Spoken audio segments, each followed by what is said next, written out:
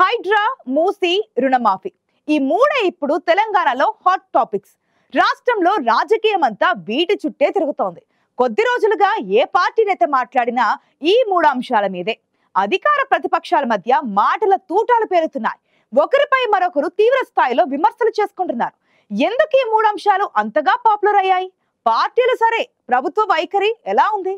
ప్రజల నుంచి ఎలాంటి స్పందన వస్తోంది?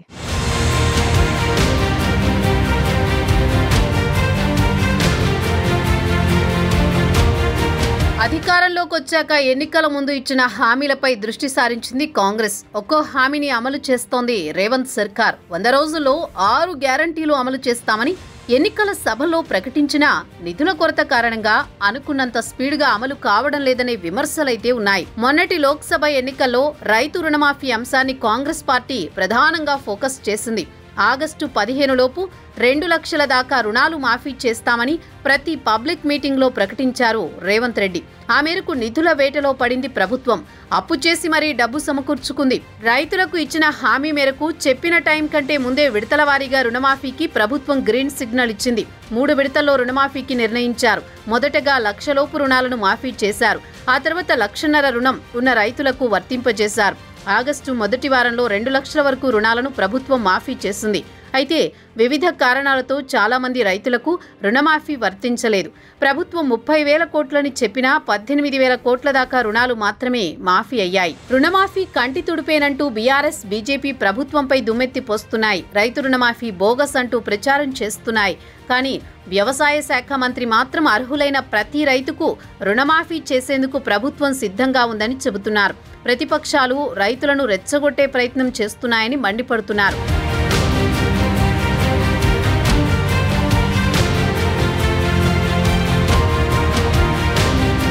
అయితే రుణమాఫీ కాని రైతుల్లో అసంతృప్తి వ్యక్తమవుతోంది. సాంకేతిక కారణాలు చెబుతున్న ప్రభుత్వం దీన్ని ఎలా అధిగమిస్తుందన్నదే ప్రశ్న. ఇక గ్రేటర్ హైదరాబాద్లో హైడ్రాను తీసుకొచ్చింది సర్కార్. ప్రభుత్వ ఆస్తుల పరిరక్షణ, చెరువులు, కుంటలు, నాలాలు ఆక్రమణకు గురికాకుండా చూసేందుకు హైడ్రా రక్షణగా నిలిచేలా 99 జీవో తీసుకొచ్చింది. ఓఆర్ఆర్ వరకు పరిధిని నిర్ణయించింది. కేబినెట్లో చర్చించి ఆర్డినెన్స్ తెచ్చింది. తాజాగా గవర్నర్ హైడ్రాకు ఆమోద ముద్ర వేశారు. ఏర్పాటు చేసిన కొన్ని రోజుల్లోనే తన పని మొదలుపెట్టింది హైడ్రా. చెరువుల, ఎఫ్టీఎల్, బఫర్ జోన్లతో పాటు ప్రభుత్వ స్థలాల్లో అక్రమ నిర్మాణాలను నేలమట్టం చేసింది. మొదట్లో హైడ్రా పనితీరుపై ప్రజల్లో సానుకూలత వ్యక్తమైంది. ఆ తర్వాత పేదల ఇళ్లు కూల్చుతున్నారని విపక్షాలు గలమెత్తాయి.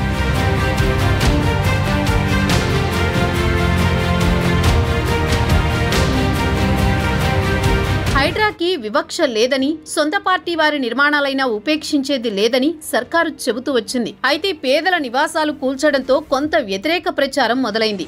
సోషల్ మీడియాలో హైడ్రాపై విపక్షాలు దుష్ప్రచారం చేశాయనే ఆరోపణలు కూడా వచ్చాయి.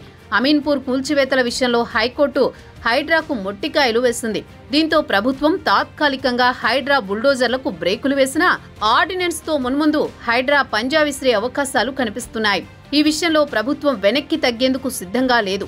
భవిష్యత్తు తరాలకు బంగారు బాటలు వేయాలంటే నాలాలు, చెరువుల కబ్జాకు చెక్ పెట్టాల్సిందేనని సీఎం రేవంత్ రెడ్డి గట్టి పట్టుదలతో ఉన్నారు. ఆ మేరకు హైడ్రా పనితీరు ఉండబోతోంది. ఎన్ని విమర్శలు వచ్చినా ఆక్రమణల తొలగింపు అనివార్యమనే సంకేతాలిస్తోంది కాంగ్రెస్ సర్కార్.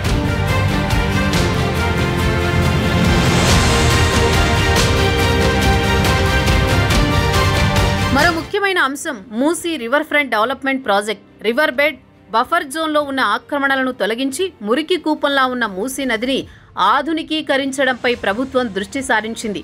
55 కిలోమీటర్ల నదీ పరివాహక ప్రాంతంలో చాలా మంది పేదలు దశాబ్దాలుగా నివాసం ఉంటున్నారు. ప్రాజెక్టు ముందుకు కదలాలంటే అక్కడి నుంచి స్థానికులను తరలించాలి. ప్రభుత్వానికి ఇదే పెద్ద టాస్క్. సీఎం రేవంత్ రెడ్డి ప్రత్యేక చొరవతో ఆపరేషన్ మూసీకి రంగం సిద్ధమైంది. క్షేత్రస్థాయిలో స్పెషల్ టీమ్స్ ఏర్పాటు చేశారు. స్థానికులతో మాట్లాడి ఖాళీ చేయించే ప్రయత్నం చేస్తున్నారు. మూసీ నిర్వాసితులకు డబుల్ బెడ్రూమ్ ఇళ్లు ఇవ్వడమే కాకుండా వారి ఉపాధికి ప్రత్యేక కమిటీ ఏర్పాటు చేసి చర్యలు తీసుకుంటున్నారు. అయితే కొన్ని చోట్ల స్థానికుల నుంచి వ్యతిరేకత వ్యక్తమవుతోంది. దీన్ని ఆసరా చేసుకుని బీఆర్ఎస్, బీజేపీ నేతలు ప్రభుత్వంపై దుమ్మెత్తిపోస్తున్నారు. అయితే పేదలను ప్రభుత్వం అన్ని విధాలా ఆదుకుంటుందని పదే పదే చెబుతున్నారు సీఎం రేవంత్ రెడ్డి.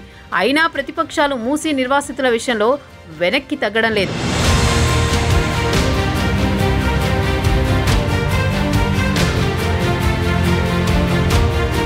మూసీ విషయంలో ప్రణాళికలు ఎలా ఉన్నా ప్రభుత్వానికి ఇది సున్నితమైన సమస్యగా మారిందనే చెప్పాలి. గతంలో ప్రభుత్వాలు నిర్వాసితుల విషయంలో కరాఖండిగా ఉండేవి, ఏమాత్రం వెనక్కి తగ్గేవి కాదు. కానీ ఇప్పుడు విమర్శలు పక్కన పెట్టి ఏం చేయాలో చెప్పండని స్వయంగా సీఎం రేవంత్ రెడ్డి ప్రశ్నిస్తున్నారు.